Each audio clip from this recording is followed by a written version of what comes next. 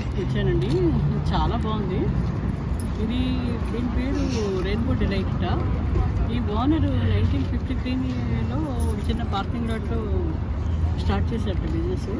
అక్కడ poker game win అయ్యి వెంటనే ఇంకా ఈ బ్రాండ్ఫోర్డ్లో ఈ ఫ్రాంచైజీ స్టార్ట్ చేశారట.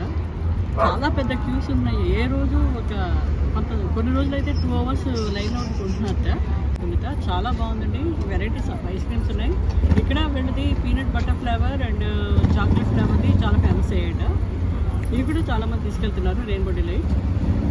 ఇది యాక్చువల్గా బ్రాండ్ఫోర్డ్లో ఎక్కడుందంటే Saint Paul and King George intersection